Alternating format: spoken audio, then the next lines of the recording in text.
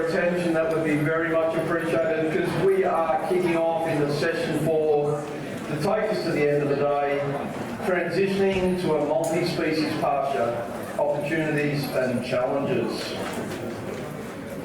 So thanks for coming back. I know it's great to reconnect and stretch the legs. We are definitely on the home run, so I'm pretty excited about that. This afternoon we'll talk about transitioning to a multi-species pasture. We'll hear from farmers, and some of our farmer case studies today have been fantastic. All of our farmer case studies have been fantastic. We'll also hear from an ag consultant, a scientist and an industry group. So to kick things off is local farmer Karanjeet Singh Nahar. Karanjeet, over to you.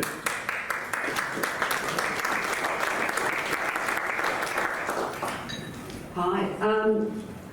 That very first slide tells you about our why. You've got a picture there of Brian and I and our 2 girls, and when they arrived, it gave us the reason why we do what we do. But things happened. In the summer of 2012, 2013, this region was having a really bad time. Really low rainfall, high temperatures, high winds where we are. We get a lot of wind where we are. We're sort of, if you think about Killarney along the coast, there's the sand dunes right on the ocean, then there's a really flat area, and then it goes up.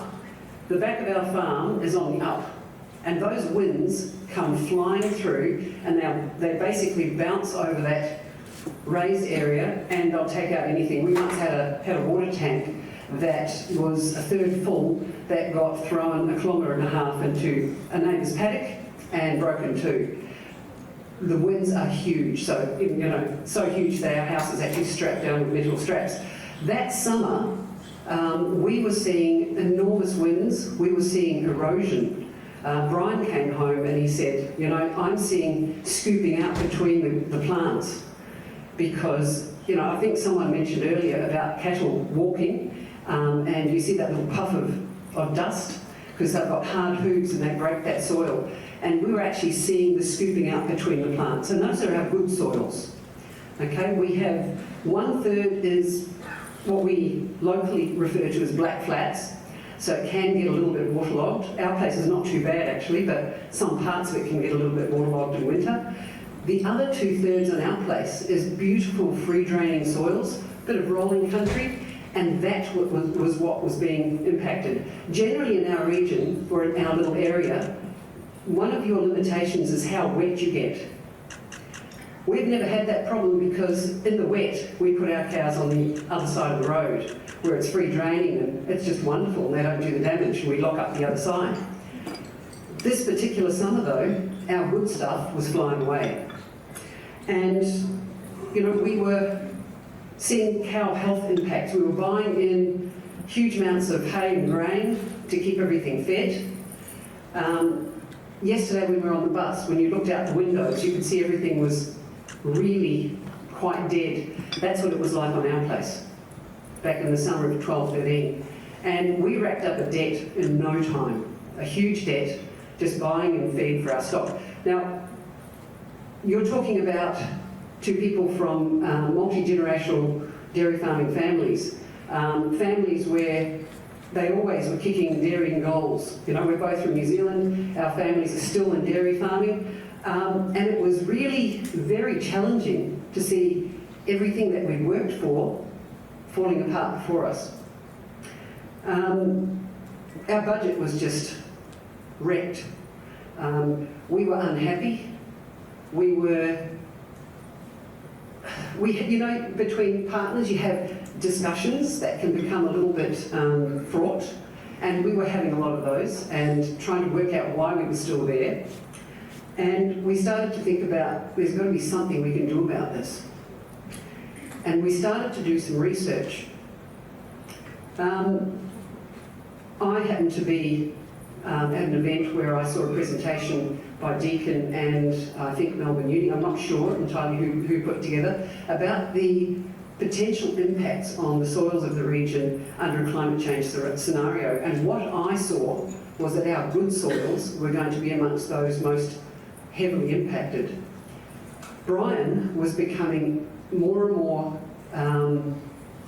I suppose, I won't say depressed because he wasn't depressed, but he was very downhearted about the fact that he was someone that a few years before they'd measured how much homegrown feed he utilised. And in a region where, at the time, when you went to a Westvic dairy workshop, people were being sort of guided towards, you know, you have 900 mil rainfall, you should be doing 9 tonnes. Brian was doing around 12 tonnes utilised. For him, this was soul destroying, you know, just to see that all that hard work was going out the window. So we had to make some decisions. And I think, Brad, you used the word cooked. Our farm was cooked, our cows were cooked, we were cooked. It was a nightmare. So both of us started to think about what we could do. And we looked at what we could control. And we decided that what we could best control was what we grew. Could we change what was happening on the ground? And we, first of all, did a lot of reading. We couldn't find a lot. We looked at Dairy Australia, we ran Dairy Australia. At the time, and this was a long time ago, before it became something that everybody did, Dairy Australia was focusing on ryegrass. So there really wasn't anything to help us make decisions. So then we went out and talked to friends who are farmers. What are you doing? There wasn't a lot going on, but some people were trying fescues. So we thought, well, look, it's somewhere to start. And we started looking at deeper rooting species. Brian had farmed in a couple of different countries around the world. I've milked in different countries, but not run a farm in different parts of the world. So he looked at his experiences in Ecuador. He looked at experiences in Sweden. We looked at what Dairy Australia was doing in the northern parts of Australia with regards to research. We looked at New Zealand. And we decided we had to try something. So we also decided on a really low-risk strategy, because we thought, well, look, there's not a lot of money in the coffers because we've got such a debt from buying all this feed. What's the safest way to do this? And we decided to try, 2 paddocks at a time. If we go in, we clean them, we prepare them, and we try something just in 2 paddocks. Let's see what happens. And that's what we did. We started with fescue, and look, it grew, but it didn't grow particularly well. And we thought, well, this is not our answer. We're going to have to keep looking at what we can do. And there were about 3 years where we tried different things and sought different information from different places. And as I said, just a couple of paddocks at a time, so that we weren't going in, head first and causing ourselves even more trouble. The decision itself was a really difficult one to make. Do you sit down and make that decision straight away? I'm not sure how other people did it. It sounds to me like some of the others just made the decision and went for it. We didn't. There were lists that we made. We crossed things off. We made lists. What are the advantages? What are the disadvantages? What are the risks here? There were enormous piles of paper that sort of appeared in places. So if I wanted Brian to think about something, because we were in a headspace where communication was really difficult, I would make a list and I'd leave it where he sat to have his dinner. Or he would make a list and leave it on my pillow. And I know it seems a bit strange, but then we came together and we actually worked out what on those lists was going to be the thing that we tried. And that's how our journey began. So, yes, over time, we started to transition. And look, all these years later, we're not fully multi-species, even now. A lot of our farm is, but a lot of it is not. What were we trying to achieve? What we wanted to do was to stop that soil blowing away. What we wanted to do was to have more feed on the ground for more of the year. What we wanted to do was to have healthier cows. What we wanted to do was to not have to spend that huge amount of money buying in feed when everybody else was doing the same thing, so it was way too expensive. And we had to decide those were our aims. And the other thing we really talked about too was what were we going to leave our daughters?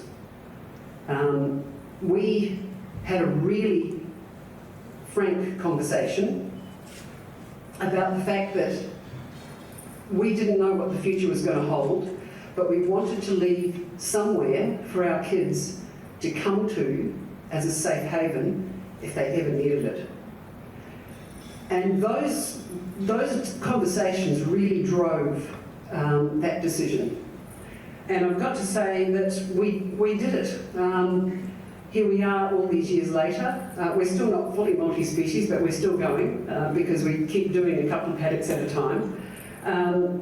We even, it changes the way you think. You start thinking, okay, I'm going to approach this totally differently. What else could flow from this? And so we increased the size of our effluent ponds. We increased our use of compost. So, all of the scrapings from the holding areas, all of the stuff out of the calf sheds, all of it gets piled up and gets turned and gets used. We did huge things to change what we did. Now, when I drive around the region now and I look at green grass, I see paddocks with beautiful ryegrass, and I don't think it's as good to look at as what I see when I see multi-species pastures. What we saw yesterday is what I want to see. And you can see there in the picture that the one on the right is what we're aiming at. The one on the left, there's some of what's on the right, but then we ran out of seed. And we had to use ryegrass on some parts of that paddock. And interestingly, the bits where the ryegrass went in just didn't really happen, and the weeds got in there. There were no weeds in the other bit. But we're still on that journey. And we've tried all sorts of things. The decisions that we make about what we put in can be influenced by which paddock, because we have numerous different soil types on the farm in different places. Nothing's uniform. They can be influenced by what we've seen on someone else's farm. They can be influenced by what's available at the seed merchant. All sorts of things. What we're trying to do, tillage radish, what an amazing plant on our wetter soils that we've used it to actually make those paddocks more accessible to our cows more of the year, because it does. I think someone mentioned what it does. It sends that taproot down, breaks it open, and actually helps your drainage. We spent a fortune a few years back on putting a mould plough through and so forth, and putting in subsurface drainage. The tillage radish has had a far more significant impact than all that mechanical work. So, amazing what a plant can do. The other things we've looked at too is what's there. So part of our decision making was looking at what the plants were on the side of the road. And you look at what's on the side of the road, nobody fertilises what's on the side of the road, nobody cuts it, nobody weeds it. If it's growing there, it might just grow in your paddocks. So Brian actually noticed that the cocksfoot did really, really well on our roadsides. So that's one of the plants that we use across the farm quite a lot.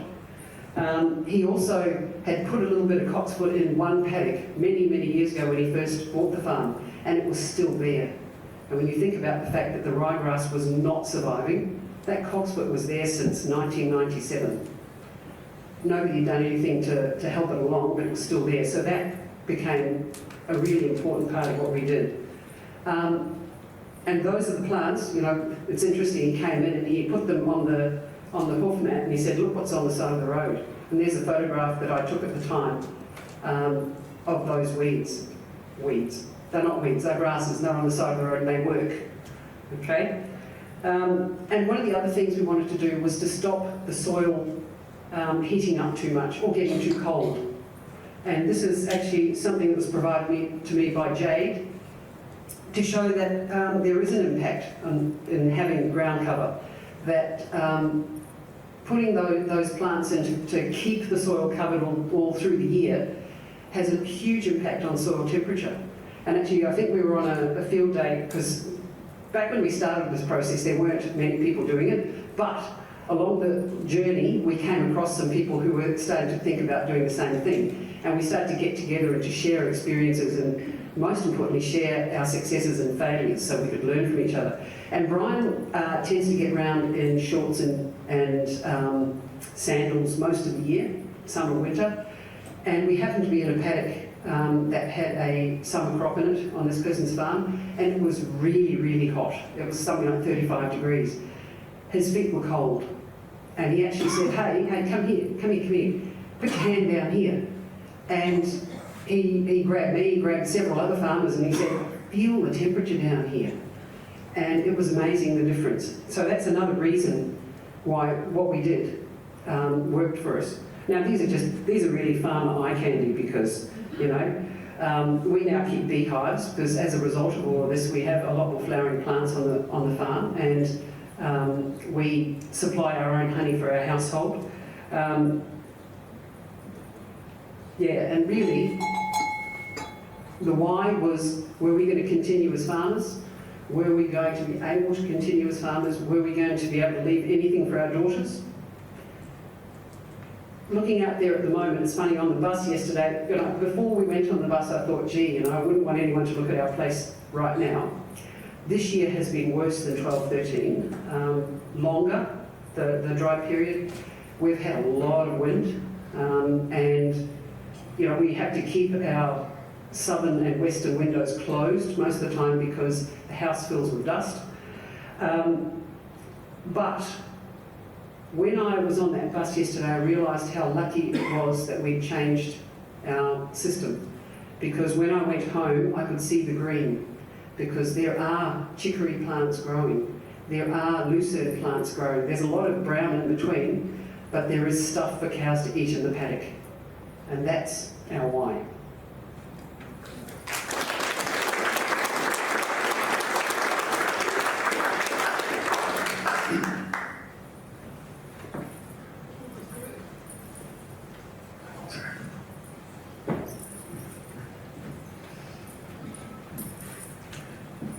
Afternoon, everybody. Cam Nicholson's my name. A little bit of background: my wife and I farm beef cattle and fine wool merino operation on the Bellarine Peninsula. I've been in pasture agronomy, just next year will be 40 years. The farm we run at home, you've talked about multi-species, that's all we've ever run on the farm because that's all we've ever known. And our multi-species, about half of them contain what you might call weeds. Okay? Still a very productive and, in our case, highly profitable operation. Fiona runs the farm on a day-to-day basis. I tend to do a bit of advisory stuff. But I'm not here today to talk about the multi-species we've got on our place. I'm going to do something, and was invited to do something a bit different. And this is around decision making. And I want to challenge you a bit, and I suppose provoke some thinking around how we go through the process of making the decision. Because what I've been hearing this morning and this afternoon is that this is actually quite a complex decision that you need to make. This has actually got some serious implications. And so how do we actually think through that? So, first thing I want to pose to you is this quote. Just because we make decisions all the time doesn't mean we're good at making them. Okay? And to follow on from that, when we are taught to make a good decision, the same way you were taught to read, write and do maths. But if you think about it, I can think about how I was taught how to read. It started with small words, picture books, that sort of stuff, and you progress over time and you get better and better. It's a skill, reading. Mathematics is a skill. Writing is a skill. Decision making is a skill. Stick your hand up if you can tell me your 12-year journey in decision making. Now, when I ask that, the only people that usually respond are those that have been in the military because they get taught it, okay, because they have to perform under certain situations and make well thought through decisions quickly. But for most of us, it's just assumed we can make decisions. So that's what I'm going to focus on. Okay, and I've underlined the word good there because we all want to make right decisions that turn out the way we want. But the reality is, and you would know in farming, things happen that you can't predict. So the best we can really aim for is to make what I call a good decision. And that's an informed one, and we roll the dice keep our fingers crossed and hope it turns out the way we want it to. I want to make a few observations about decision making, and then I'm actually going to show you a process that I use quite regularly with my clients, and I teach at Marcus Oldham Farm Management College where I do some lecturing, about a structured way we can go about thinking about this. And I've used an example of where you're going to sell a multi-species pasture and what should you think through. Okay, so that's where I'm going to be heading in the next few minutes. So what do we know about a good decision? First one, and I love this one, your decisions are influenced by your head, your heart and your gut. Okay? Head being what you might call the analytical or the logical, you know, what are the facts and figures? We saw lots of box and whisker graphs and lots of X's and, you know, dots and lines and all that stuff. That's what I call the, you know, analysis type stuff, facts and figures, so to speak. But I've dealt with so many clients that even though the facts say something, there's other things that are influencing that decision.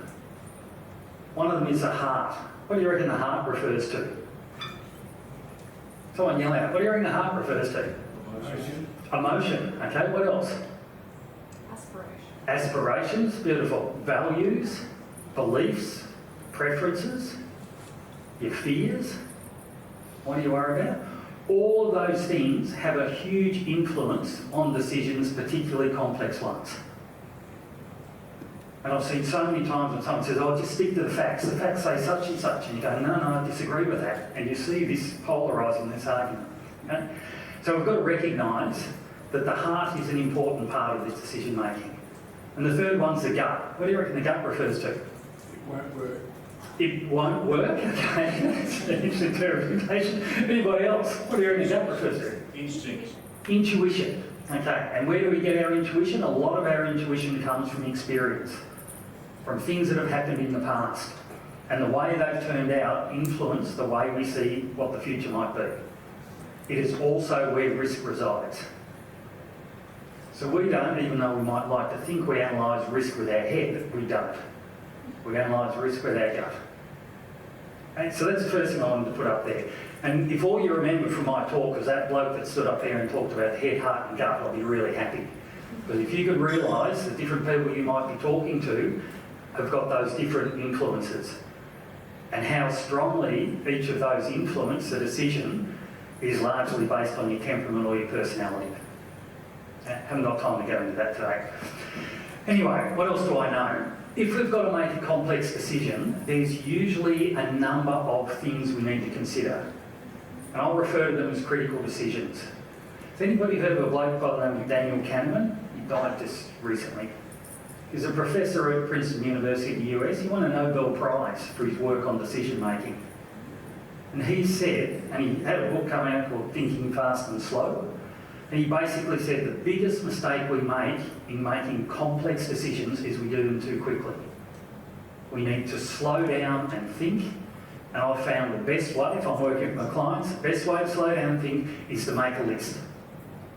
What are the critical things we should be thinking about if we want to make this decision? Fiona and I do this all the time at home. We've got a number of these decision matrices I'll show you in a tick. But just making a list, stopping and pausing and talking to each other about it, which I think is what you were alluding to, except you're putting them on each other's pillows, which is a novel way of doing it. We do it over a cup of tea, but anyway. But that sort of thing, just that slow down in thinking, writing it down and having someone else have to read it and think about it makes a difference. I've got to move quickly on this. The other thing I know is that each of those critical factors that you'll have will have what I call tipping points. And just to give you an example, tipping point, if one of the critical factors you had in a decision you were going to make is what the seasonal outlook or the seasonal forecast was, I bet you would think differently if the seasonal forecast was for above average rainfall, average or below average rainfall. Okay? You go, oh, it's above average rainfall. Oh, if that's the case, then we might do such and such, or it pushes me more towards saying, I might do this or I might do that. Okay? So that's really important. You've got these critical factors, but they have these tipping points.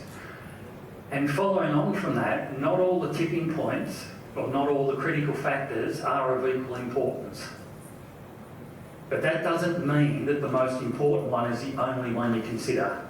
because there could be a lot of lesser importance ones, but if they're all tipping you in one way, that should influence your decision. Okay, hopefully I haven't lost people yet. Two other things I want to bring in. One is that when we're making these decisions, we make decisions on balance. We should make complex decisions on balance. Because rarely does everything stack up either in your favour to say, yes, we should do it, or everything stacks up in your favour, stacks up against you to say, no, we shouldn't. They're what I call the no-brainers. You know, you don't have to think too hard. All of this is wrong, therefore I won't do it. All this is right. It's obvious I should do it. The hard one and the really difficult decision to make is when you've got both pros and cons. And there's a point where the number of pros outweigh the number of cons. Finding that point of where we change our decision, or say, no, I'm not going to do that, no, yes, I am now going to do it, is the really tricky bit that we've got to try and think through. And the last one is we need to include risk. If anybody thinks you make complex decisions and in the back of your mind or in the back of your decision isn't influenced by your risk and your appetite for risk, you're kidding yourself. I haven't got time to go through it all, but there's some really interesting exercises I could do, and I could split this room based on your appetite for risk against a certain decision. Really important. So that's a bit of theory.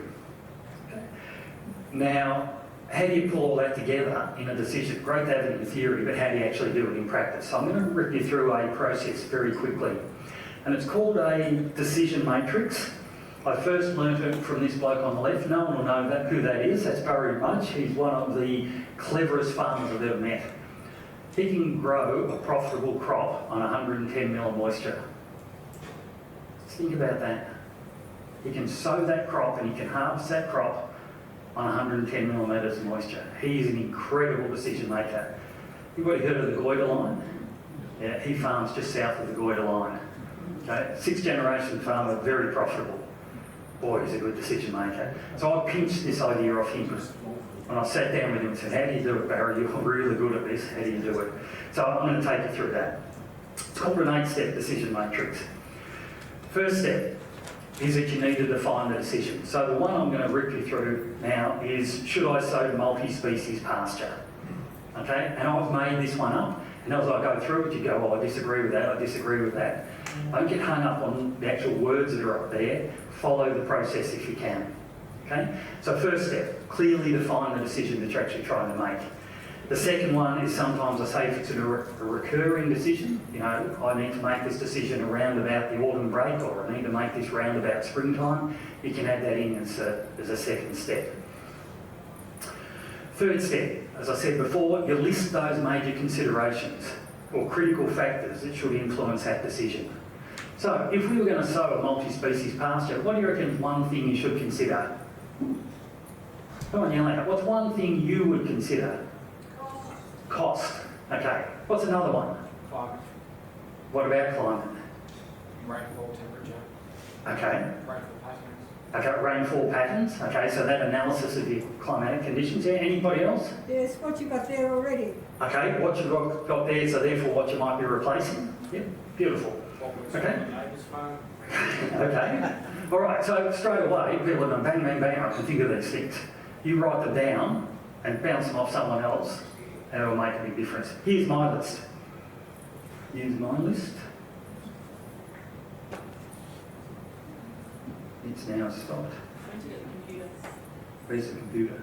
Oh, that's it. Oh, that's it. Sorry, now it's all gone. There we go. So there were a few that I popped down. Okay, and you might look at those and go, oh no, I wouldn't have that one in, and you've missed out on that one. But in my mind, you know, what's the persistence compared to the current feed base? What's the pasture growth pattern? What's the opportunity to manipulate that pasture growth pattern? How much is it going to cost? How am I going to manage the quality if it's different to the quality that I've had before?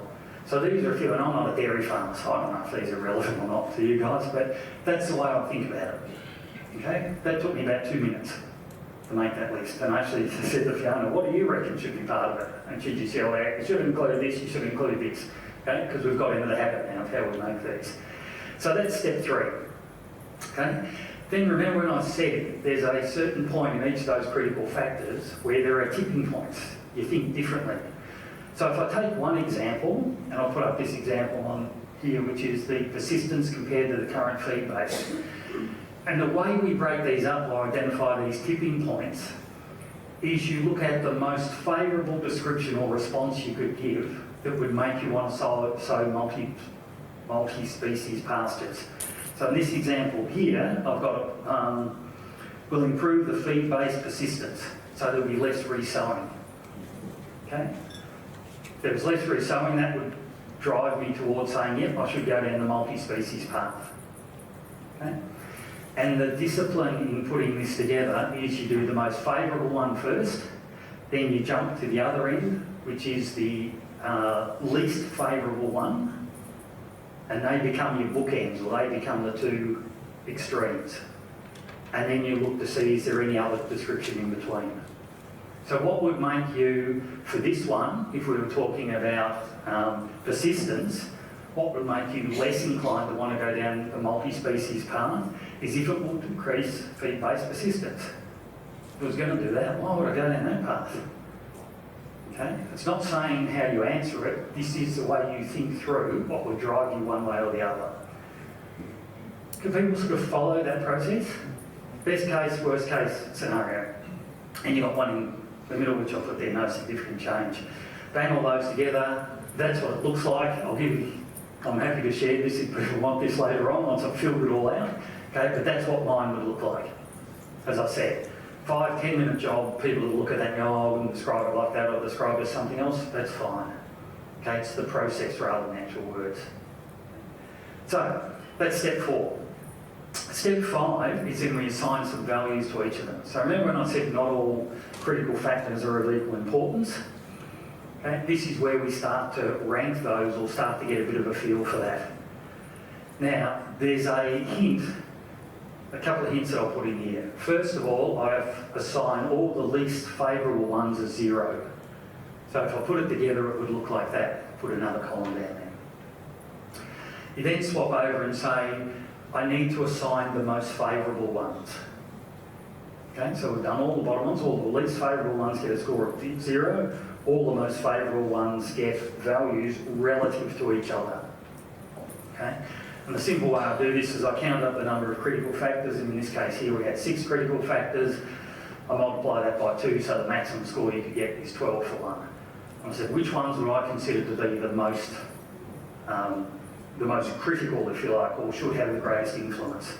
And so the first 2 are equal importance, the next one is less important, that's why we've got an 8, a 6, a 6. And the last one, which is the opportunity to make silage, yeah, probably should consider it, but not actually a big driver in the whole thing. Then you can fill out numbers in between. And they don't have to be even numbers between the top and the bottom. You can see there's a little bit of variation there. I'm going through this incredibly quickly because I've only got 15, 20 minutes to try and get there. But that's basically the process. All right, now once we've got that table set up, we go to step 6. Because what we're actually trying to find now, even though we've given them all those values, when is the tipping point between going, nah, not going to do it, and when I'm going to do it? At what value would tip me over between those two? And so the way we do this is you read all the best descriptions, and so we need a decision. Now this is pretty straightforward, but you read all the best descriptions, and what would you do? So if I said, should we sow multi-species pasture, will it improve the feed-based persistence? It will be positive for our future pasture growth at critical times. We've got the tools and the confidence to manipulate the growth pattern. The transition costs are similar to their current sowing program, and we've got the skills and confidence to manage the quality issues, and it would make good silage. If all of those things fell in your favour, what would you do? You'd go multi-species, wouldn't you? It's so bloody obvious, you know? It's a no-brainer. Everything's stacking up in your favour. So we do that one way, then we take all of the least favourable ones,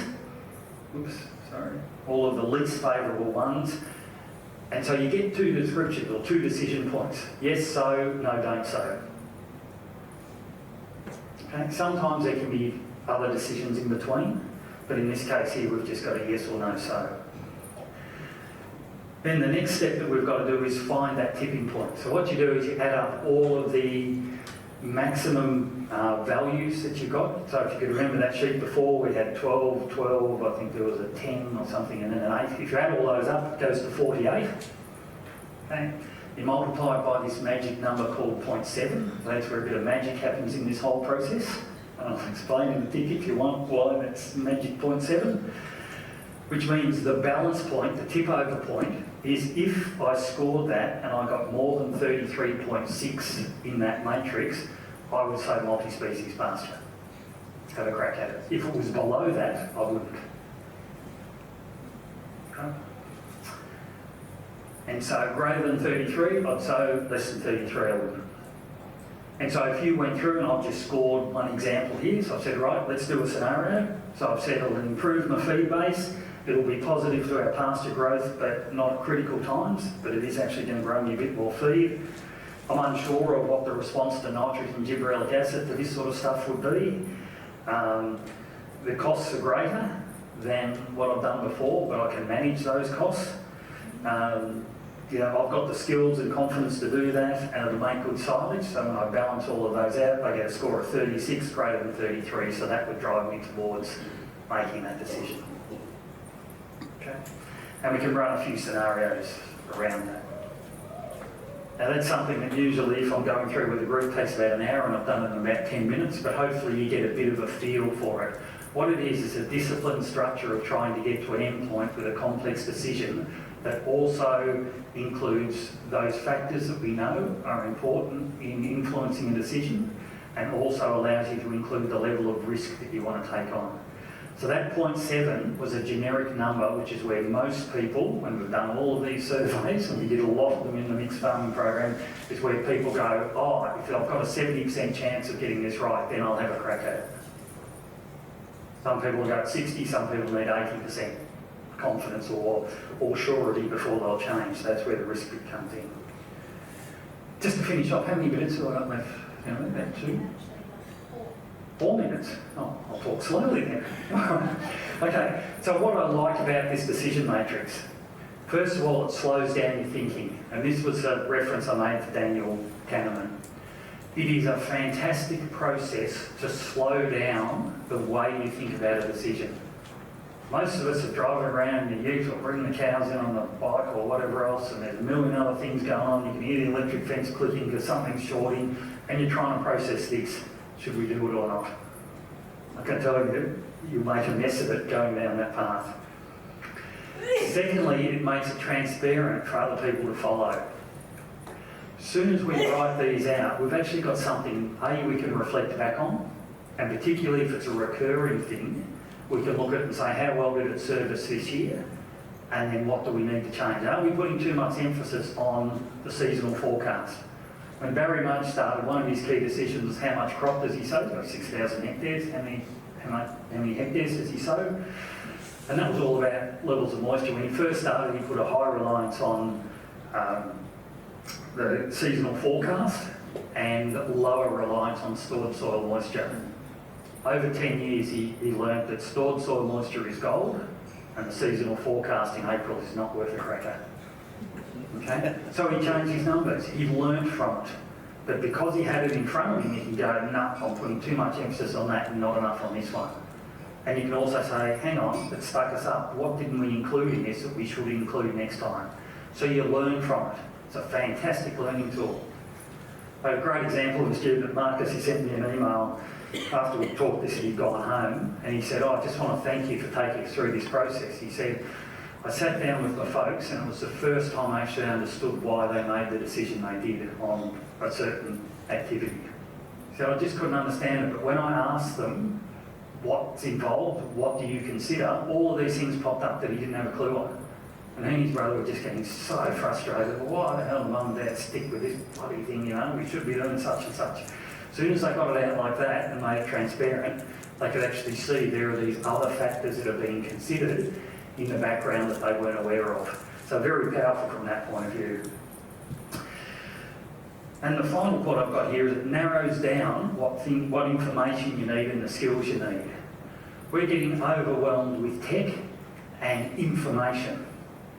If you do this first, you then understand, hey, I need to know more about this. I need to know how multi-species respond to being made into silage. Where can I find that information? Does that information exist? That'd be a good field day to go to. Because I need to be able to answer that to be able to give it a score.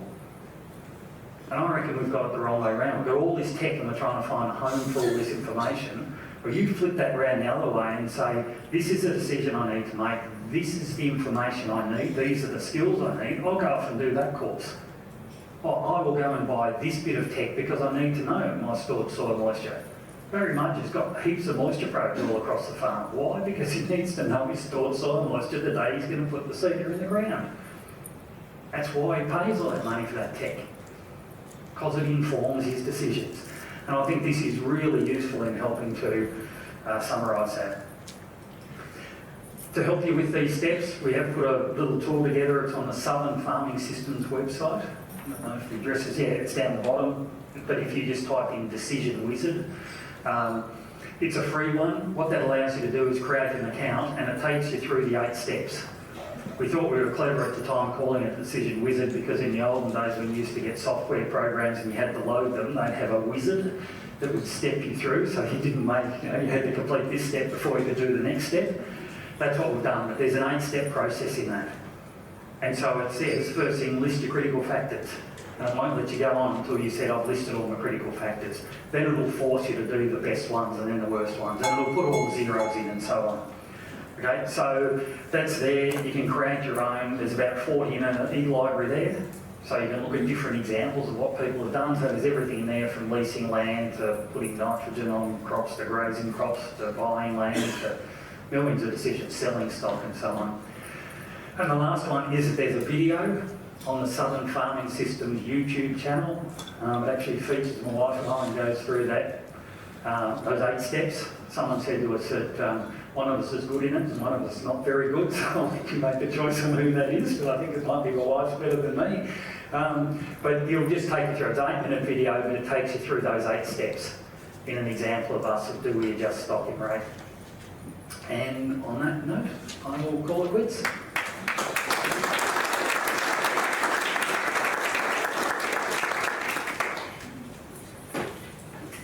Okay, thanks Cam. For this next talk, I think it's a nice lead on from the previous 2 talks we just had because we just heard from Karen G about the why of mixed species and why she went down that road with her partner Brian. And we just heard from Cam about how other people can also go through that decision-making process to hopefully get them to the point where they've decided to go down the multi-species pathway. But this is a research project which is about the next step that happens after that. So designing a multi-species mixture. And it's fair to say that that is quite complex and there's a lot of species out there and a lot of options. And hopefully the research that we've done will help guide some farmers through that. I'm just going to take a quick step back and talk about a little bit of the theory behind multi-species mixtures for one slide. So we know that if we have 3 species that we sow in monoculture and we put them together into a simple mixture, it may show an over-yielding effect whereby that multi-species mixture yields more than any one of the average of those monocultures. But there's also a better scenario, which in the ecological literature, it's called transgressive over-yielding, whereby that multi-species mixture actually yields more than even the best monoculture can. And that's what we want to achieve. But actually some of the work from John Finn in Ireland, I'm really pleased that John's actually going to provide a presentation for this conference tomorrow. He's very much been one of my idols, I guess you could say, in research. And his work showed that about 65% of the time we can achieve this transgressive over-yielding. And that work was done with quite simple, about 4 species mixtures. But that led me to thinking, why doesn't this happen all the time? If it's possible, could we increase our chances of getting this over-yielding effect, such that when people make the decision to start going into multi-species mixtures, they go from a baseline where they know there's a high likelihood of success of getting yields that beat the ryegrass, say for example, the monoculture that they're sowing at that point in time. So that's where resilient forages really came about. The first one of our aims is to show that diversity in sward species does offer productivity benefits with fewer inputs. But that, in my view, is something that has been already shown in other studies and definitely in ones we've even heard from today. So we're validating those findings. But the second one is where it gets really exciting for me, and that's to try to take a precision approach to multi-species sward design and management so that we can actually maximise the benefits from such systems. And some of our targets in this project was to try to grow multi-species swords with similar or higher nutritive value than perennial ryegrass, to try to grow 10% more grazed forage with 25% less nitrogen fertiliser, and I think we'll actually be able to beat that target already. And also another which hasn't been discussed very much today, but is something that I think might come up in these discussions a little bit more in the future, is to see whether there's the potential for multi-species swards to actually lead to reduced enteric methane emission from grazing dairy cows as well. And I'm going to give a little bit of early data on that one from one of our PhD students later on today. So taking a precise approach to multi-species design, this was the process that we went through. We decided to focus on perennial pastures for this particular project, nothing against annuals, but we were looking at long-term swards that could stay the distance for many years and be pretty much a straight replacement for perennial ryegrass within conventional systems. So we're looking at grasses, legumes and herbs, and we've considered about 11. We've considered about 13 on that list, if I could count. But we've gone with 12 of them in most of our mixtures, and we swapped some of them in and out depending on, say, like the time of year that we've sown the pasture and what was going to be more suited to each particular paddock or place that we've sown it. But you can see that we went through the table on the right-hand side of the screen, and that kind of shows what we decided each species was going to do for us. So I think it's really important when you start thinking about your mixture to have a think about each species, the cultivar of that species that you're going to select, and why is it there, what is it doing in your mixture, and is it working well with the other species that you've chosen. So you can see there's considerations such as cocksfoot, there's continental, Mediterranean types, same with tall fescue. With the clovers, there's leaf shape and things like red clover, grazing tolerance. So there's all these different considerations that you need to weigh up, and it's not just about going for a very generic mixture and hoping that it will work. I think that's a really big takeaway from this process for me, and it's something that we spent a lot of time considering at the start of our project. So we've continued on with this thinking, and we've established quite a large research program here in Victoria at 2 sites, at Hamilton and at Ellenbank, both Agriculture Victoria research experimentation sites. And we've done some paired work with agronomy studies in small plots, and we've also established a larger platform of about 12 hectares at Ellenbank, where we can perform animal performance work to have a look at how our multi-species mixtures fare when we feed them to dairy cows, and when we look at the milk yield and other quality parameters associated with milk production. And I'm going to share a lot of these results with you today. Moving on with our theme of trying to design a precise approach to multi-species swards.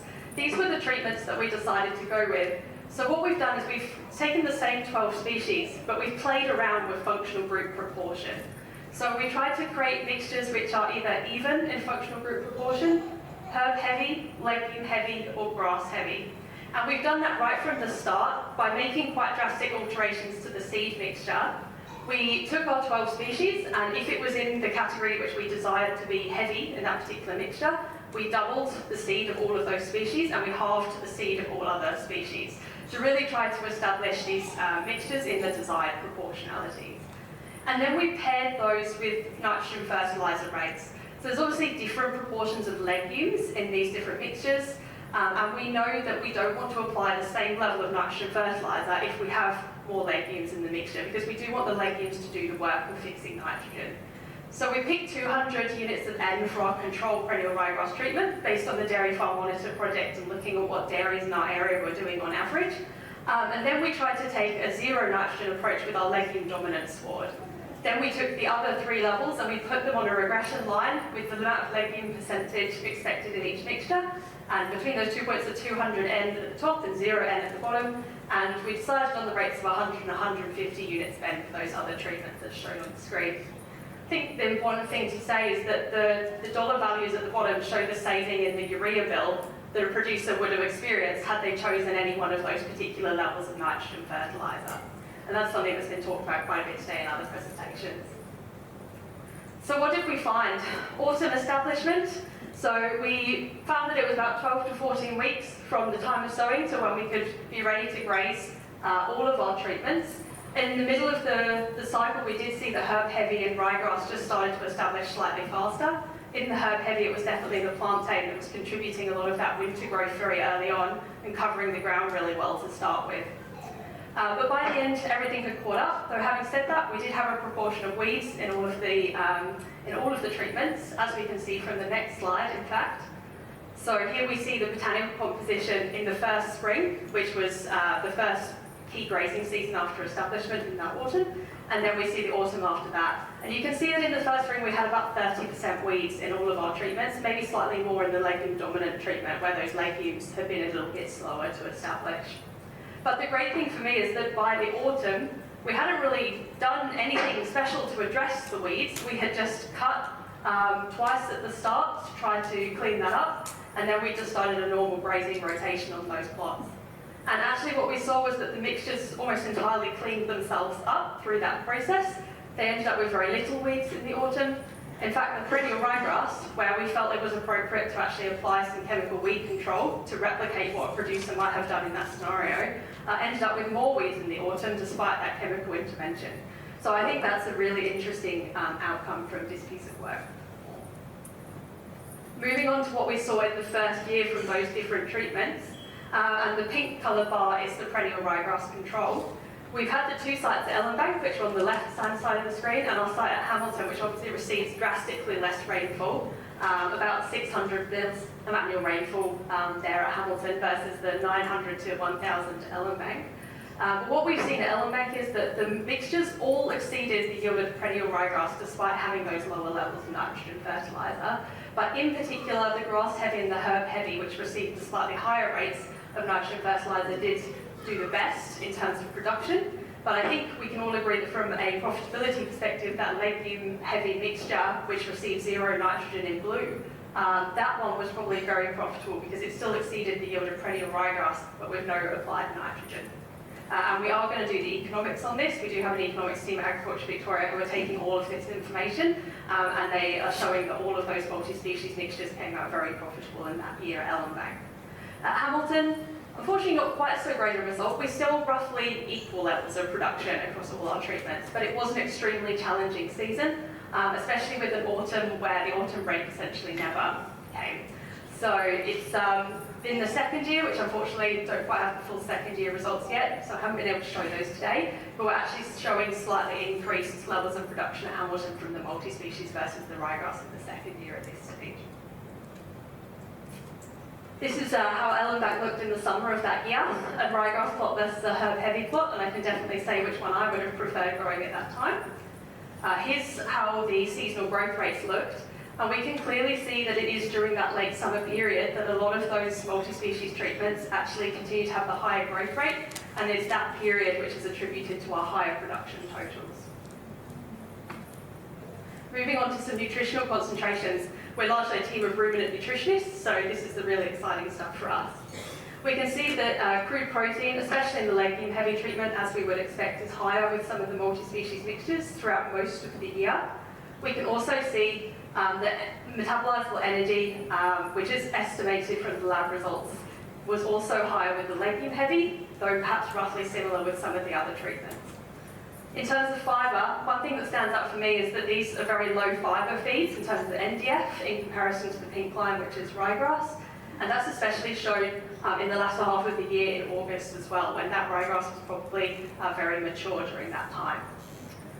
We can also see with the mineral concentration, so ash can often be an indication of the amount of minerals, and the perennial ryegrass line is clearly lower than the multi-species lines for that ash concentration.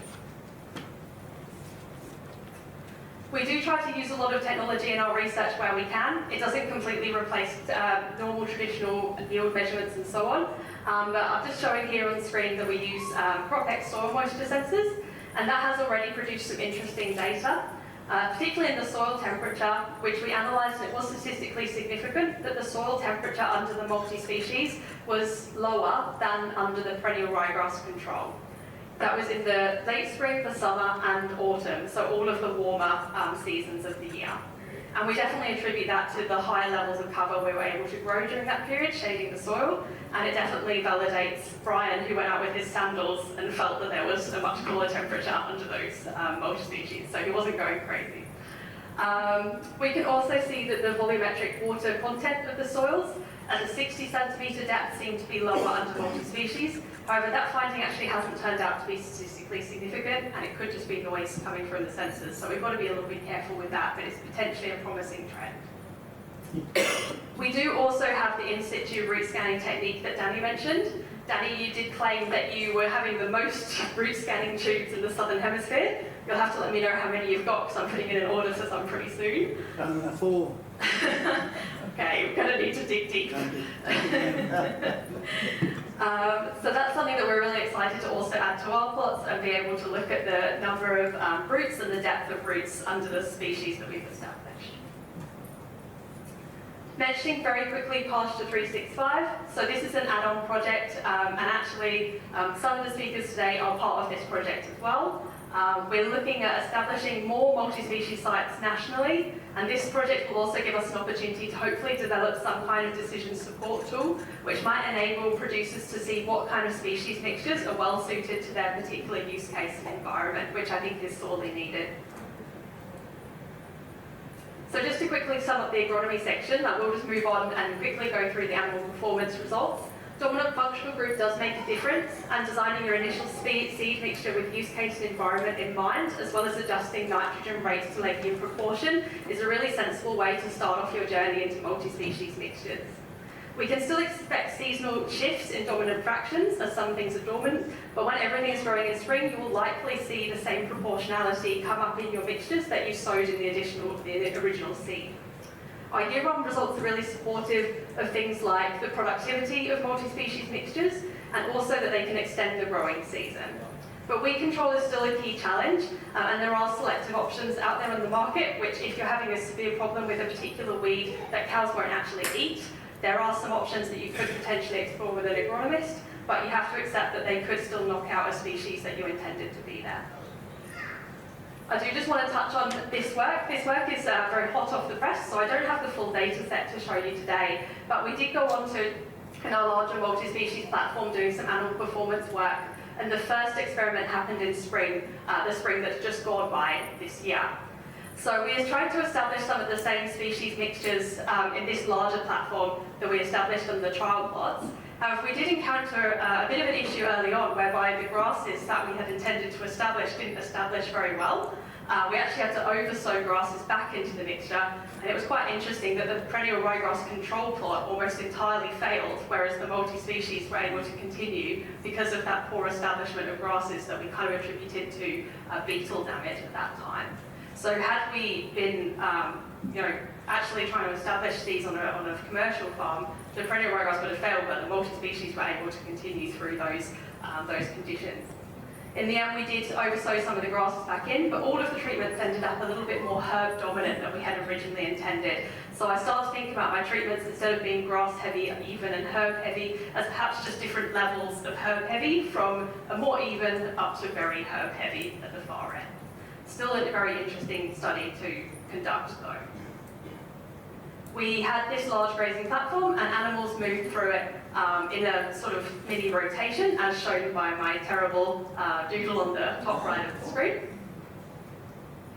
And just to quickly share some feed test results, we did see slightly lower metabolizable energy in this study, and just noting these were grass cut to ground level, so slightly lower than what we'd expect the actual animal to be. That was largely attributed to the fact that lignin was increasing as that herb fraction got very high. We did also see, however, improved crude protein in the mixtures and was increasing as herb fraction increased. We saw neutral detergent fibre being lower, which backs up the results of our previous study. And we did also see higher mineral concentrations, particularly those ones that I've shown at the bottom of the screen, as herb fraction increased. And just to very quickly sum up the preliminary findings, now I'm not presenting the actual data today because we haven't finished analysing this study just yet, but I do just want to give you a sense of what we found. As we went towards the higher increased grasses legumes in the multi-species mixtures, we did see higher milk yields on those particular mixtures, which correlates to the higher ME and higher neutral detergent fibre. We also think the rumen passage was perhaps a bit slowed down by those increased grass traction relative to the high herbs. In the high herbs, we did see higher intakes, so they were almost, I feel like the cows were almost stuffing themselves full of this food, but it was also breaking down very quickly in the rumen, which was leading to lower rumen pH. So that's just one thing we have to consider with these low fibre diets, especially if the cows are not well adapted to that diet before starting the study. That's something that could potentially improve as the cows actually eat that diet for longer and they kind of stop feeling like they're just going to really stuff themselves full of that delicious food. So the high mineral content as well could definitely help with health, but our particular study wasn't long enough to pick up those health impacts of this state. That's all I'm going to say about that one for now, but there's going to be a lot more data coming from that once we've analysed everything and we can really dig into all the effects of everything that we've seen. We do intend to continue our work in animal performance, and we're going to continue to do a summer and an autumn study to look at the effects in those seasons. The study that we've just done was entirely conducted in spring, so we're excited to look at some of those other seasons as well, where there could be even greater benefits of multi-species on milk production. Particularly the summer, I feel is going to be a really interesting one. And this is just the final slide. Just a shout out to my PhD student Delaney Rothunga. She's been looking at the methane reduction potential of these multi-species mixtures. And her early work does show that as we increase the herb fraction in the diet, the methane reduction potential of these multi-species mixtures increases. And about an 11% reduction is possible relative to a perennial ryegrass sward based on her early work, which we're continuing to validate through future experiments. So I think it's a really exciting area for future work for us. Just to quickly sum that up, multi-species pastures, we manage them on the same rotation method as perennial ryegrass in spring, but based on our results, we recommend that you don't go any lower than 1/3 grasses in your pastures if you do want to feed them as a nutritious feed to dairy cows. You can expect a fast rumen degradation rate if you do go to those very high herb contents, but it can also be shown that the high mineral content may be of benefit to your herd health as well. And watch this space for future results. Just want to say a big thank you to the team and leave you with a nice video of the cows enjoying our forage.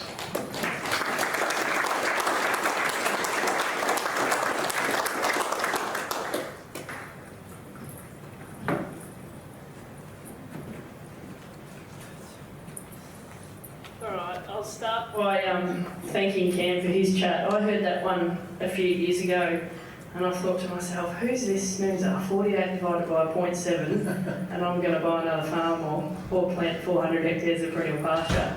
But it's something that once you go through this, trust the process, open yourself up to it, and it's something that my husband and I use a lot now. We avoid a lot of robust conversations, and we even did our family planning with it a couple of years ago, so thanks, Ken. Okay, just a bit about me. My name's Jen, I farm with my husband Brad. We breed Angus cattle near Mount Hotham in the high country, and prime lambs down on the Red Gum Plains at Pensdale. On our table earlier we were joking about identity and just identity politics, and I've decided that I identify as a farmer with a perennial grass habit supported by annual grass profits. In Gippsland we're pretty diverse. 25% of the state veggies comes from our area. We've got a lot of rich river flats, and we also have a lot of sand dunes that we try and grow merino sheep and various other things on as well. Today I'm here to chat to you about a Meat and Livestock Australia funded producer demonstration project that we did. It's what I call very, very soft science and very strong on the application side. So I guess in beef and sheep grazing systems in our variable climate, and when I say variable, if we look back over the last sort of 4 or 5 years, we've had years in that eastern and central part of Gippsland, we've had years with 300 mils of rain, followed by 600 mils of rain, followed by a metre of rain. So we really do have a variable climate. So I'm here just to share a bit of our story about that particular project. I work with Gippsland Agricultural Group. We're a small farming systems group down in eastern central Gippsland. We run a small demonstration farm, various different projects, just putting stuff in the ground, having a look at what happens over a period of time, robbing the great work of our universities and Agriculture Victoria, and just trying to demonstrate it on the ground so farmers get to see it and feel it and touch it in our variable climates.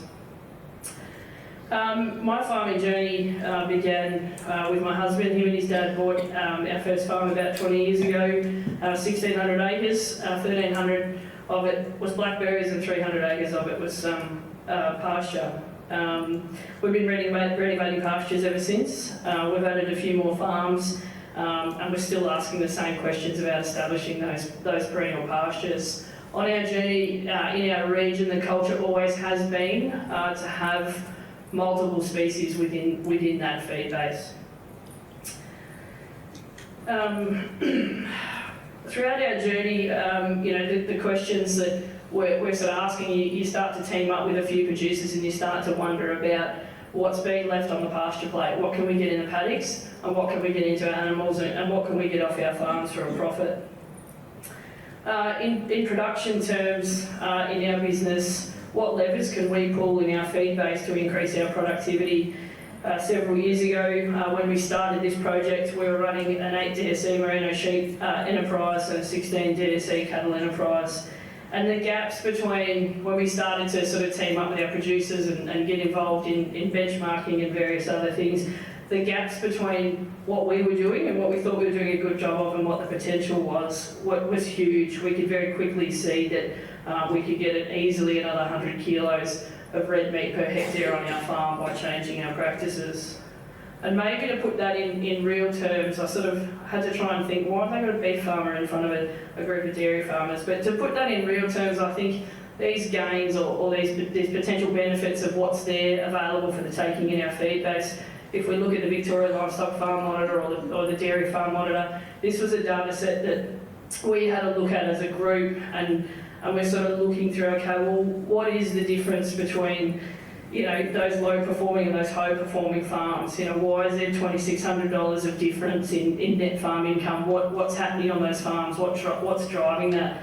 And when we sat down with those 15 farmers in that group and we started to really unpack it and talk about it, scale was obviously one thing, enterprise type was another thing. I don't have merino sheep anymore. And the big drivers though in terms of what can we control were pasture utilisation and the composition of that pasture on the farm. And so off the back of that, that group of farmers has sort of spent a fair bit of time looking at the numbers on paper and looking at what was in those paddock and what was driving the outcomes within those farm businesses. And from that, we kicked off a project with Meat and Livestock Australia over 5 years around establishing perennial pastures in a variable climate. And I'll add multi-species into that to make it relevant here. As I said before, any of the pastures that are going into our systems in our region do have a fair bit of diversity in them. The goal of our PDS was to determine the most persistent, productive perennial pastures for Gippsland by investigating species, establishment methods, ground cover potential, species persistence, and the impacts of soil moisture levels. The project was to run over 5 years with a trial at the Gippsland Research Farm in Bensdale and 6 demonstration farms spread throughout east and central Gippsland. At the research farm, we kicked it off with a number of farmers and agronomists, and things slowed down. There were many, many days and hours of conversation about what that mix should be. They came up with 6 different mixes. In the end, you can see, one of them, very common in our region, a perennial ryegrass with a couple of clovers in it. I think the biggest mix there in the list has got about 8 different species in it. Also, a big part of this trial, we were looking at how to establish this stuff, how to get it going. Because I think one of the big biases around establishing multi-species perennial pastures in our region was around the failures that people had experienced. And a lot of that was put down to the potential preparation methods. So in 4 blocks at the research farm, we had 4 different preparation methods. You see block A, pretty simple, with a knockdown spray, a burn and a sowing, which was pretty common in our region, right through to block D with a knockdown spray, 3 annual crops, a summer fallow and then sowing. We also had 6 demonstration farms.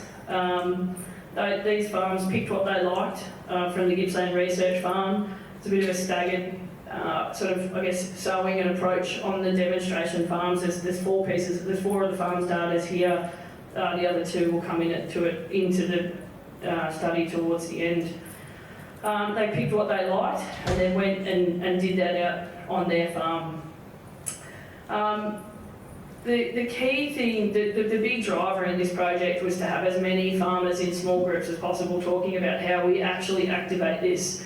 It's all well and good to have, you know, studies and designs and trials and different things, but how do you activate it in your own system, and how do you deal with the nuances of the different factors and things like that that are happening? So being able to sort of have that peer-to-peer learning and that discussion has been really, really valuable.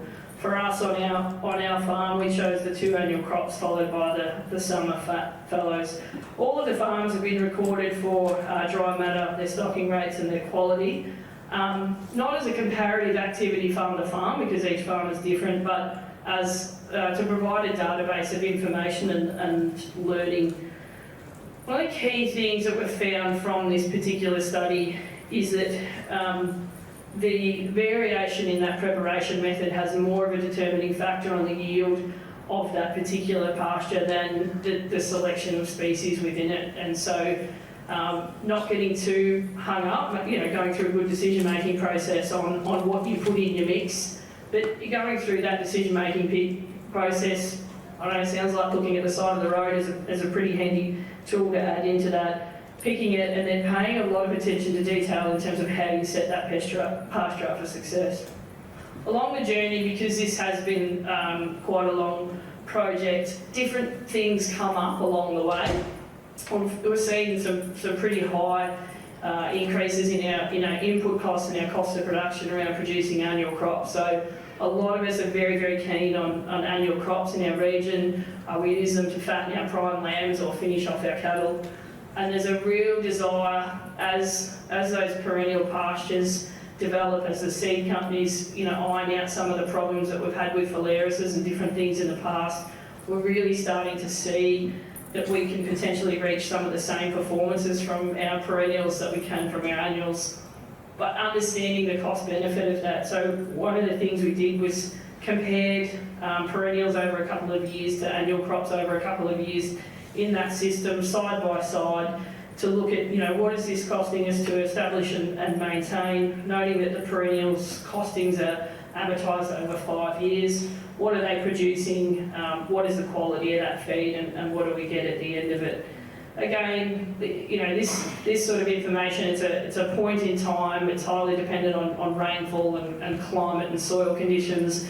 Our soils there they're not magical soils. We don't have the fertiliser budget of Ag Vic at Allen back there. So, you know, it's representative of a very average farm in our region, but it serves as a case in point. It serves as a conversation piece, and it serves as something for our farmers to look at several times over a period of time while they're making decisions. So now for us, what's on the plate now? Extra kilos of meat, I guess, for us.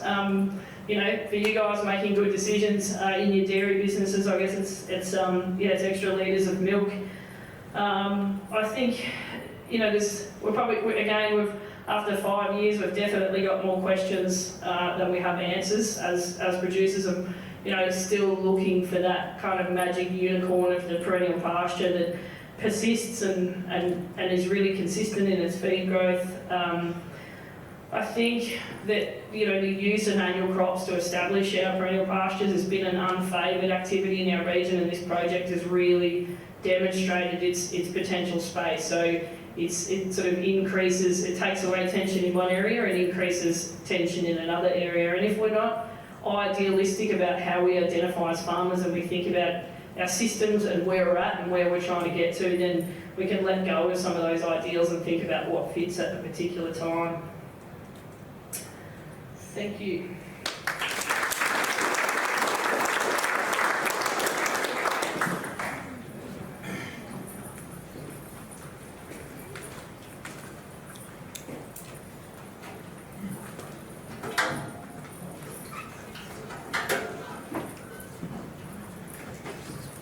Righto, ladies and gents, you should know the drill by now.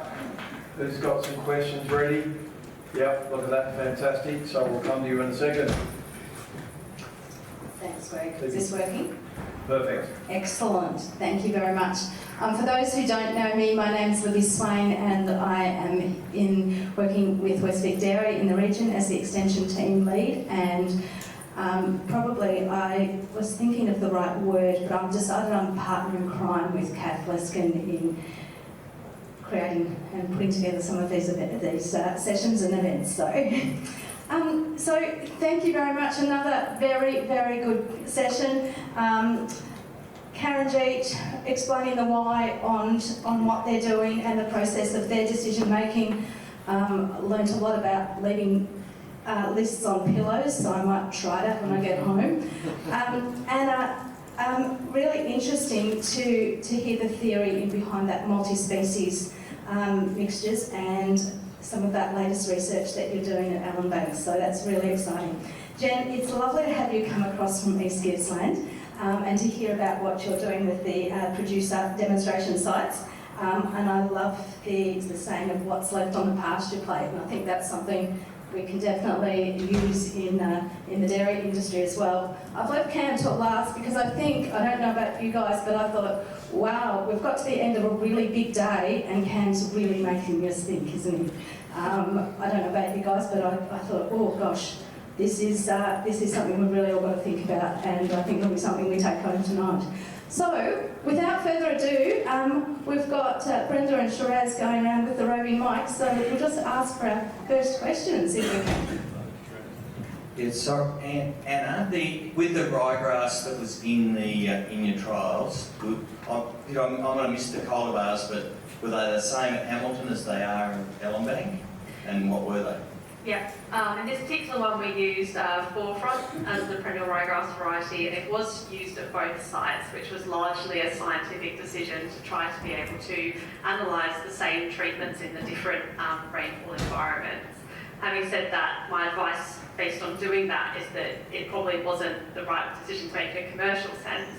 In a commercial sense, it would definitely be better to try to pair the right kind of cultivar to the rainfall environment and the season, thinking about things like heading date in your decision of what perennial ryegrass to sow.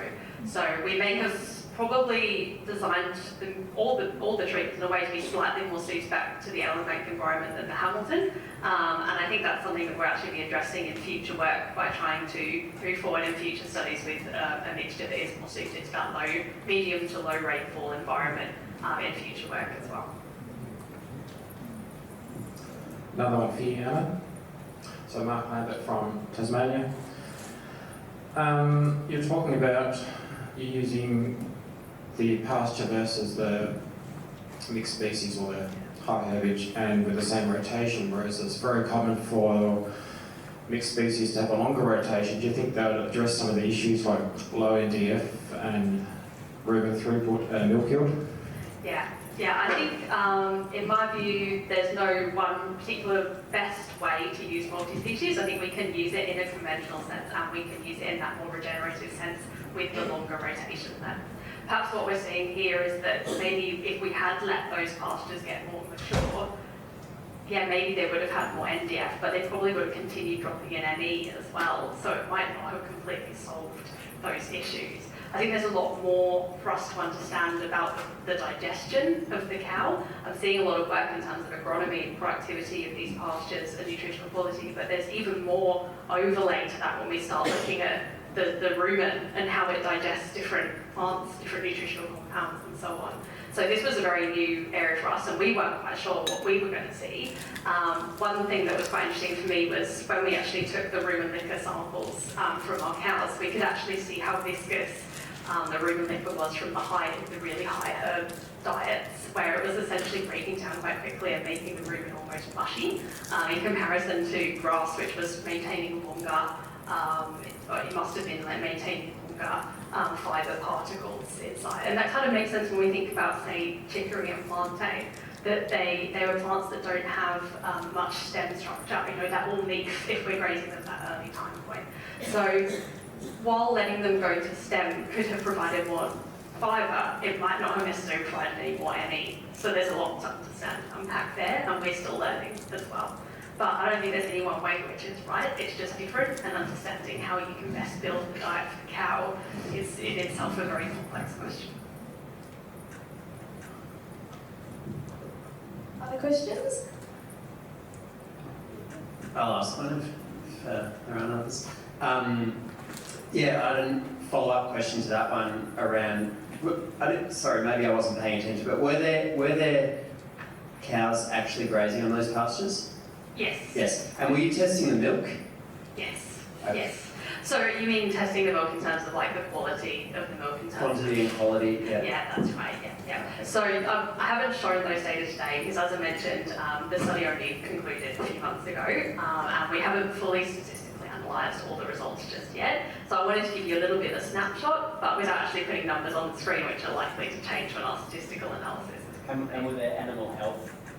There were no animal health measures as such because our study was completed in quite a short time frame, and we probably didn't have the animal numbers there to actually be able to observe differences in health impacts. Can I just, Sorry, just a quick follow-up to that.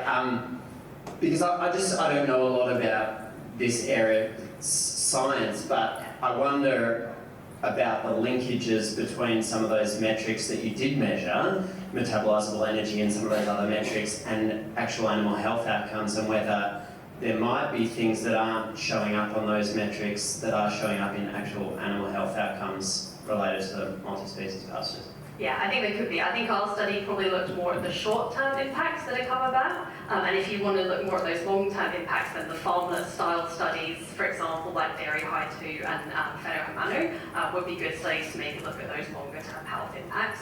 But we can maybe look a bit more at that more intensive digestion side of things. Thank you. Have we got some other questions? Could you just raise your hands? Shiraz, just down at the front here with Kate. Shiraz, just here.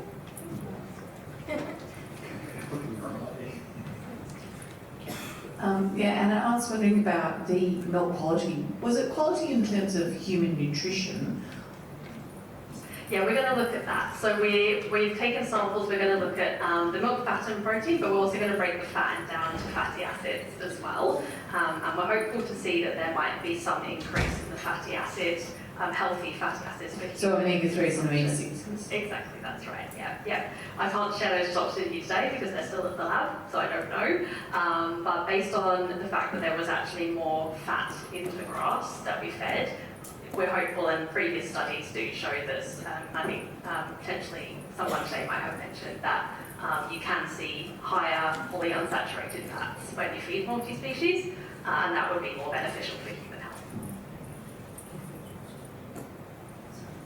Sorry, Kate. Sorry, I'm interested, Jen, in the process for the producer demonstration sites. I know MLA are really, big into that, and they've been doing those producer demonstration sites for a long time. Are they a competitive process? Do you have to have a farmer group up and going? Can you just give us a bit of an idea how that works? Yeah, so look, it's competitive in the sense that there's a limited amount of funds for PDSs, but Meat and Livestock Australia are really keen to see a good distribution of those projects. So you don't have to have a formal group. Obviously, your capacity to deliver it and to manage it and to record the data and the like kind of matters. But there's a lot of different models, a lot of different examples. PDSs with AgVig or PDSs with an agronomist or a seed company or consultancy companies running them, grower groups running them, land care groups running them.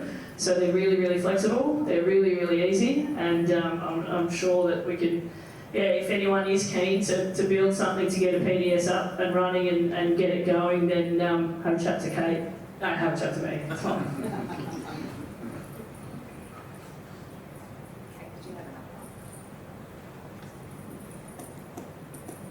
Thank you. Karen G, I just wanted to ask you a question because I'm hearing about your particular difficulties with the climate at your place, and actually having been there, I don't think it was quite that windy, but you have quite a few different areas with different types of pasture mixes that you've established over time. Just wondered if you had any observations about are there particular things in that climate that are managing to do much better that you'll reintroduce into those new areas? Or Because there's such a range of different soil types and they respond so differently at different times of year, we've done a whole pile of different stuff. So on one part of the farm, like fescue failed on the good soils, but winter active fescue is what's holding the wetter soils together on the other side. And you get a drop of rain on that and it just goes. Lucerne, there is no lucerne on one part of the farm, but there's a lot of lucerne on the other part of the farm. We've worked out, and we're still continuing to work out, with each 2 paddocks that we do, that some things work really, really well on some parts of the farm and some don't. And then there's other paddocks. We've discovered that there's one part of the farm that has a particular pest that's more active in warmer soil, so we can't sow anything in that area until spring. And there's so many different factors you have to consider, but we're getting to know the farm a lot better. I think we used to farm to a formula,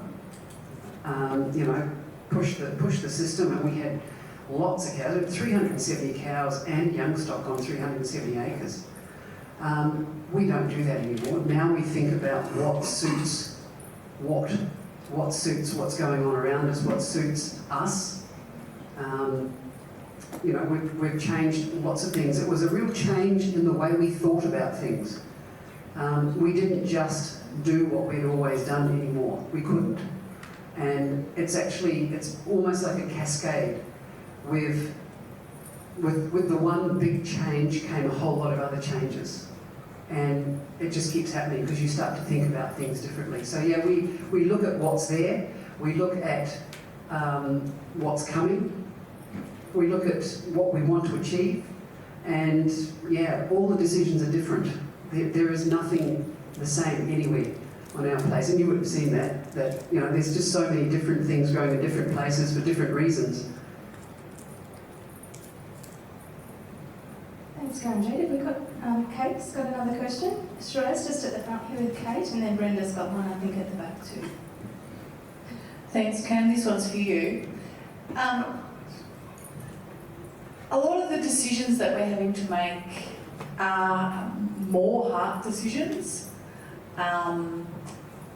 as we get older, like around succession planning, around having the guts to farm differently, because what we learn now will inform how the next generation farm in the climate that comes. And I just wonder if you can give us a bit more about how to really build that more into your steps, because those steps seem very much to do with kind of head and risk, but not so much to do with heart.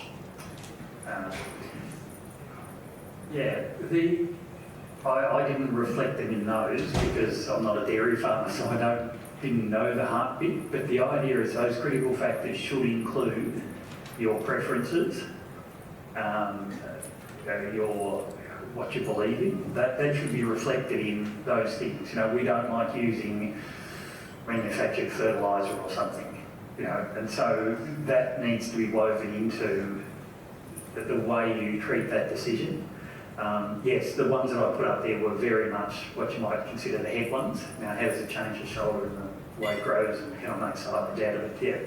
But the head, heart and the gut as well, what your instinct's telling you, they all should be in that first column. And that's why I put that up as the first thing. Quite often we do just stick to just what's the head say, what do the facts say, I went to this talk and I heard this and this is all I should consider, when that's not what the process should do. So you're spot on.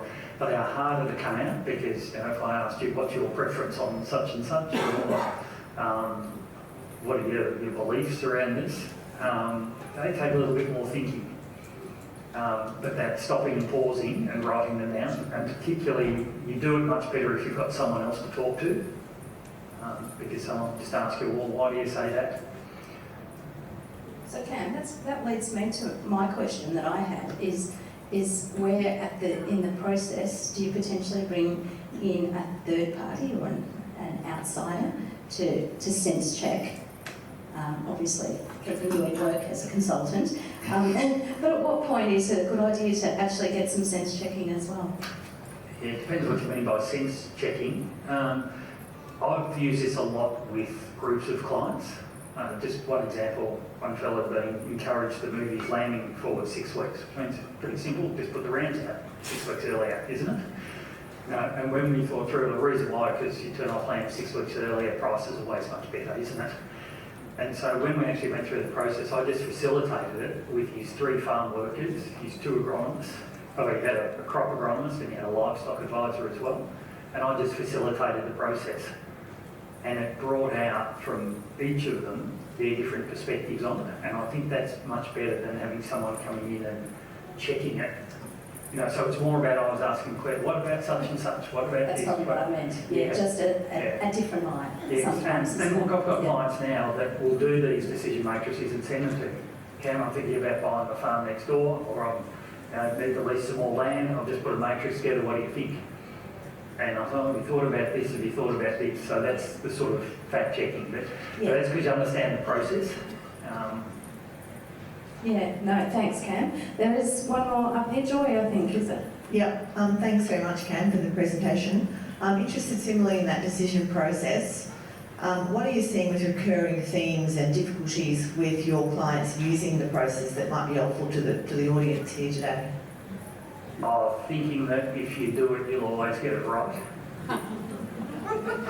Now, I went through this process. How come it didn't work out the way it said? Because, as we know, it happens in farming. And this was why I tried to separate the good decision from the right decision. We all want to make right decisions all the time, but the reality is there are unknowns, and we've got to roll the dice. What I've found, though, is that by using the process, these farmers are getting decisions right more often and earlier, and the combination of more right and earlier is pretty important. The other one is that I've seen a lot of people make a decision and it doesn't work out the way they want, and they beat themselves up about it and go, I'll never do that again. But if you've actually got that documented, you can go back and say, well, at the point when we had to make that decision, what should we have known or what should we have considered that we didn't? And quite often we'll sit down and go, well, there was nothing, you know. We said seasonal forecast was important. Information we had from the Bureau at the time was going to be X and Y. Prices were being told, forecasts were going to be this and this. None of that worked out. But it was the right decision. It was a good decision to make, an informed one to make, the best we could have made at the time. It's just sometimes it doesn't go wrong. And once you can get past that, but it doesn't necessarily lead to being perfect all the time, but it will increase your chances of getting it right more often and earlier in particular. So we've had a lot of people in this last drought that we've gone through in South West. The ones that have had these systems in place have sold earlier and have made other decisions earlier, buying fodder earlier, doing all of those sort of things earlier. It's just set them up a bit better. Fantastic, good timing. So I'm going to pass back to Greg in a minute, but can we please show Greg appreciation for this screen? So it's the most challenging session at the end of day one, probably pretty challenging, and they've certainly kept us very entertained and informed with that one. So thank you, Libby. Thank you so much. I believe Genevieve's going to grab a quick snap of those guys. While we do, to take us out to close, what a day. 18 presenters. Wow. So we kicked off with session 1, setting the scene and farmer motivations for adopting practices that support optimum soil diversity and health. We heard from James, Brad, Jack, Laura and Lynn. That took us into session 2, which was about productivity, profitability and quality considerations. And we heard from Kate, Peter, Gillian, James and Danny. We then rolled on to session 3, improving soil health and function. And we heard from Mark, Simon, Helen and Lucy. And just now, rounding out the day, transitioning to multi-species, opportunities and challenges. And we've heard the depths and breadths of those from Karen G, Cam, Anna and Jen. So again, another big round of applause for all of our speakers today.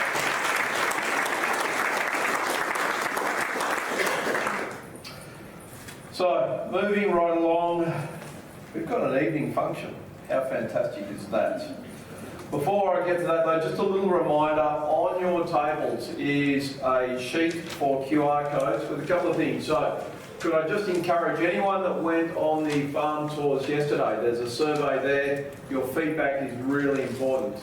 Again, abstracts from all of our presenters is on the top there, and as we close tomorrow, we would love your feedback on the conference overall. So just remember to use the one on the table. Your one in the booklets is being a little problematic with some phones, so again, please use the one on your table. Okay, so yeah, look, what a day. You've remained focused and engaged. We've heard from a diverse range of speakers and their experience, backed up by the research. Just a quick note, for those that are returning back to Melbourne tomorrow on the buses, please check your bags in with Deanne and Carly, and hopefully you've met Deanne and Carly through the registration process.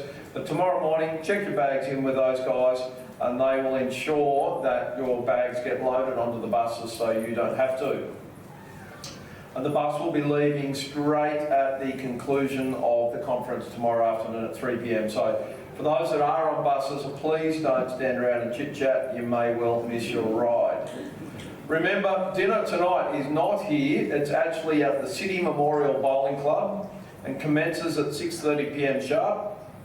And don't miss our fantastic keynote speaker talking about soil. So has a book, Soil, and one on milk. Matthew Evans, a former chef, journalist, restaurateur and farmer. Matt's well known for for a long-running TV program on SBS, The Gourmet Farmer. You might have seen that over the years. It will be a fantastic evening, so please don't miss that one. And Anna's hero, right? So here we go.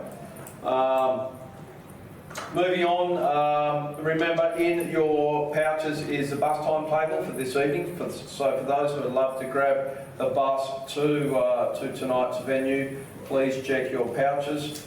And kicking off, first thing in the morning, we have the live link from John Finn, so really looking forward to that one. If you could be here from 8 a.m, that'll ensure that you get a cuppa, something to eat before we kick off shortly after. Lastly, again, today isn't possible without sponsors, and I've seen many of you engage with our valued sponsors up the back. Just a reminder, Gardner Foundation, MLA, Warrnambool City Council, AGF Seeds for our farm tour sponsor yesterday, then our trade sponsors up the back, BioLink, Nutrisoil, Terrigen, Pasture Smarts and Southern Cross University. So look forward to seeing you all at dinner with the new MCs. I'll have a little bit of a break this evening, John Perry, so it'll be over to you. And I'll see you again in the morning from 8 a.m. Thank you.